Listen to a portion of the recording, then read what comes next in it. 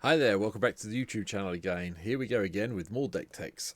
Bit of a break today from Phyrexia All Will Be One because I'm running out of ideas for Phyrexia All Will Be One. So if there's a legend you haven't seen me cover yet, can you let me know down below in the comments, and hit the subscribe button, hit the like button. So today's deck, we're going back in bit in time. It's kind of, I don't know, is it tribal? It's not really a tribal deck, it's a theme deck. Let's go with that. It's definitely a theme deck. It's something I've been wanting to do for a while and I've never really had the time to do it, and I decided I've got a bit of time now. I'm going to record this one and see what people think of it. So what is the theme? The theme is staying alive, and it is a life gain deck, and it is led by Heliod Sun Crowned, 2 and a white for a 5/5 legendary enchantment creature god that's indestructible. As long as your devotion is to white is less than 5, it isn't a creature. And whenever you gain life, you get to chuck some +1/+1 counters around. And then pay 1 and a white to give another target creature lifelink until the end of turn. Like I say, it's an old school commander. It was very popular when it first came about, back in the time of Theros Beyond Death. There you go, if I've remembered. And it's something I've wanted to do for a while. I like life gain decks. It's one of my favourite archetypes to play in Standard. And I can't remember I don't think I've ever actually built one in Commander. So I decided to rectify that today and go for it. So this is what the deck looks like. We're sitting at 36 lands, 33 creatures, 30 other spells. Basically, all the white lands you can think of. Because it's a mono deck, Nykthos is here. I've also got Miku, Centre of the Sea in. We've got Emeria Skyroom to return things. Ejano Castle, because we've got quite a few legendaries in the deck. And then, obviously Reliquary Tower and the Temple of the False Gods are down below somewhere, just to prove my point. There you go. Boom, boom. And Windbrisk Heights. There you go. So, that's the land. The mana base is Mox Tantalite, Soul Talisman, Soul Ring, Marble Diamond, Arcane Signet, and Altar of the Pantheon, because, it is a god at the end of the day. So you might as well have the Pantheon in here. I've also got Jeweled Lotus in on the up chance that I can go turn 1, land this, sack this, play Heliod, put get something into play that's going to be helpful. But what I want to do with this deck is gain as much life as I can. Because we have one very big spell at the end that might be even more fun to play if we can get it off. But for now, let's go through the rest of it. So anything that gains life is in the deck, basically, that I can think of that's good. So we've got a lot of 1-drops. Ajani's Welcome, Authority of Consuls, Cleric Class to double up the life, well, give us an extra life gain. Healer's Hawk, which is probably not a card you expect to see in a commander deck. Leonin Vanguard, Luniarch Veteran, Master of the Sands, Serra Ascendant, I would have guessed you would have thought would have been in here. This is still stupid in Commander. I'm surprised it hasn't been banned yet, because it's a 1 mana for a 6/6 flyer with lifelink. Yeah, and it upsets people when they see it come into play. It does die really quickly, but, so be it. Soul Warden, Soul Mender, Soul's Attendant, and Speaker of the Heavens complete all the 1-drops. Speaker of the Heavens is quite nice because we do get up to that nice extra bit of life very quickly with this deck, so we start getting the angels come out. So, moving on to the 2-drops. Ajani's Pride Mate, so we're going to gain the life, might as well have a big creature. Anointed Priest, because we do have quite a few ways of making tokens in this deck, unsurprisingly, so this gives us life when they come in. Nice Flix Ram is just a life gain card. It's a 0/5 blocker, which is pretty damn good anyway. Yes, it's an enchantment, so it dies to a lot of things. But, beginning your upkeep, you gain a life automatically. And with Heliod in play, you're going to be chucking a +1/+1 counter on something, even if it's the Ram itself. Daxos, Blessed by the Sun's here as well. Whenever the other creature you control enters the battlefield dies, you gain a life. Its toughness is equal to your devotion to white. So, it's always going to be at least a 2/2 for 2 mana. Knight of the Meadow Grain is just a knight I wanted to play. I quite like Kithkin. Not for any particular reason, I just like the artwork on the old cards from Lorwyn for some reason. So, first strike and lifelink, yep, we'll go with that. And Voice of the Blessed coming a bit more up to date. This becomes very quickly indestructible when you're gaining the life and chucking the +1/+1 counters on it. Diamond Mare helps a lot as well, because obviously we choose white with this, and we gain a life every time we cast a white spell, so it makes perfect sense in this deck to me. Still trying to do the Halo Fountain win, so it's still here again. Core Celebrant does the same, gains a life when a creature enters the battlefield under our control. Adeline Resplendent Cathir gives us the tokens when it comes into play, so we gain more life from them. And then the first of the Planeswalkers, Basri Ket. I quite like the idea of chucking some +1/+1 counters around and giving things indestructible to the end of the turn. And even better, if we can get to it and do the -2 if we need to get that extra boost in, it's even more fun. But realistically, I'd like to do all the +1s until I can get to the -6 to do the whole create a soldier and then put a +1/+1 counter on each creature we control.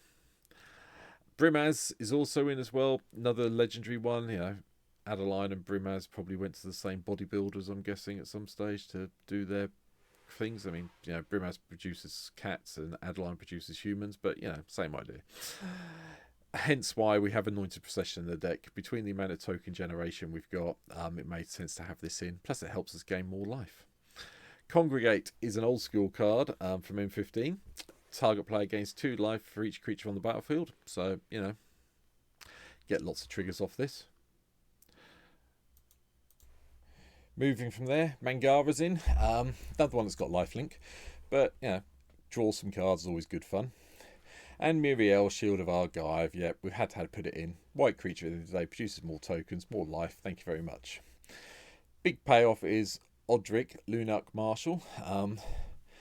Give all our creatures first strike and everything else we've got in play. There's a few things coming up that help with this. First one of which is Orkechara the True, I'm going with. Double strike and indestructible. Same as true for indestructible. Yep, and indestructible over here. So, Odric becomes very good very quickly. Wall of Reverence. Beginning of your end step, you may gain life equal to target power of target creature you control. So another way of getting some +1/+1 counters into turn. Ajani, Strength of the Pride. Yeah. If you have at least 15 more life than your starting total, exile Ajani, the Pride, and each artifact creature your opponent's controlled. What a board wipe. You're still left with your army and yet no one's got anything in play. Plus, you know, +1 gain life equal to the number of creatures you control plus the number of planeswalkers you control. Not going to complain about that. Court of the Grace is just here because it's another way of drawing a card with a monarchy. Hopefully we can keep it so we get the angels as well as the spirits every turn. Hero of Bladehold. Attack, get some 1/1s. Battle Cry. Just make sure you stack it in the right place. I always forget. The wrong way around. Leonin War Leader comes in. When it attacks, we get some more tokens that are tapped and attacking. And Helm of the Host is here. Yeah, I like Helm of the Host. I haven't played it for a while. This deck, I'm sure I'll be able to find targets for it, especially since it isn't a legendary copy. 2 copies of Heliod gets very stupid very quickly. Rabble Rousing, because that goes really well with Halo Fountain. I'm still trying to do, and the Hideaway is quite nice, and the creature production is also good. Angelic Chorus. Whenever a creature enters the battlefield under your control, you gain life equal to its toughness. Even if it's a 1/1, you're still going to gain 1 for each of them coming at play. And don't forget, it's singular triggers, so you get a whole load of +1/+1s if this happens. Archangel of Thune. Whenever you gain life, put a +1/+1 counter on each creature you control. No brainer. Cathar's Crusade joins the same no brainer thing. If you're playing a white deck where you're trying to beat down, it makes sense to have this. Fumigate helps us control the board a little bit. It's only one of the few mass removals, well, one of 2 mass removal spells we have in the deck. And Sunscorched Regent. I like this dragon. Haven't played it for a while, so I thought they'll come in here in this deck. Opponent casts a spell, you get +1/+1 counter on it, and you gain a life. Maybe get 2 +1/+1 counters on it. Even better. And Alamart's Archive. Now, the card draw is going to be really limited, unless we get multiple people attacking us for Mangara. But the life gain, double it. Yes, thank you.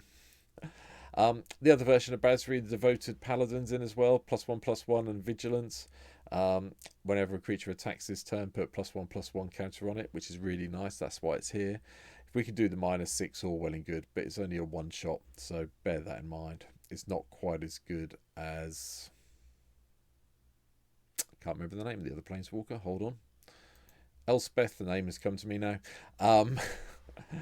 But yeah, I decided to go with this. The +1/+1 counter is really nice. Anyway, Nykthos Paragon is also in the deck. Whenever you gain life, you may put that many +1/+1 counters on each creature you control. Do this only once a turn. This gets silly if you've got this in play with a few creatures and you cast something like Congregate. Yeah, you get a lot of +1/+1 counters. It's stupid. Anyway, Valkyrie Harbinger. If we gain 4 more life, get an angel. lovely. And True Conviction, why wouldn't you do it? You know, give all your creatures double strike and lifelink. Most of them, a lot of them have got lifelink, but this just makes it even better.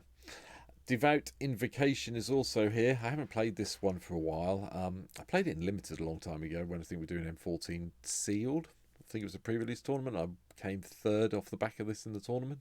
So it's still got a little bit of a soft spot in my heart, so hence why it's here today. And then Achroma, Vision of Ixidor, is also here as well. At the beginning of combat on each turn, each other creature you control gets +1/+1 if it has flying, death, first strike, and so on. For double strike, death touch, haste, hexproof, indestructible, lifelink, menace, protection, la di da da. Now, if you stack them in the right order, you put this on the stack and then put old Odric, wherever he's gone. Where is he? There you go. Him on the stack. Yeah, you get a lot of +1/+1 bonuses. Bear in mind. Soul of Eternity. From Commanded Legends. I thought this would be a bit of a giggle. I'm not sure how good it's going to be, but you know, power and toughness equals to our life. Then we get to encore it. Give someone a headache trying to block it. I mean, yes, unless we can find some fancy way to give it trample or flying, it's not going to do much. But we have got a fancy way of doing that, because here's Achroma's Memorial, another card that makes perfect sense to me having this deck. And yeah, if we're going to have Achroma mentioned, we might as well have Avacyn in as well. Make everything indestructible in the first place, which really is a nice combo with, you know, Achroma and with Odric. Yeah, bit of a silly one. The last couple of cards. This is why I'm so keen on all the life gains. Storm Herd. Imagine having this in play and having Cartha's Crusade in play. Having this in play, then playing this when your life total is 40, 45. Yeah, you get a lot of big flyers very, very quickly. Now, the chances are, the one time I've tried to do this, I did crash MTGO with it, so just bear that in mind. Especially because I had Anointed Procession out. I don't think MTGO could cope with the amount of tokens I was producing. And then finally, just the final board wipe I've put in is White Sun Zenith. Gain some life, which is nice for this, and then hopefully you get, I don't know if it works. I haven't tried it out yet, but it depends how quickly the creature tokens come into play. It might make them a little bit bigger, but you know, at the end of the day, it's another board wipe for 7 mana. I can cope with that. Well, 7 mana leaves you some 5/5s to play around with. But that's it. That is my take today on Heliod Suncrowned.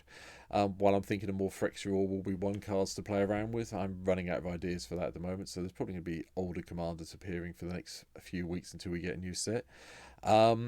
So it's all good. It's all fun. And hopefully you've enjoyed it. So leave me a note down below if you think I've missed something really important for the deck. Don't forget, I do appreciate people leaving me things about real life cards as well.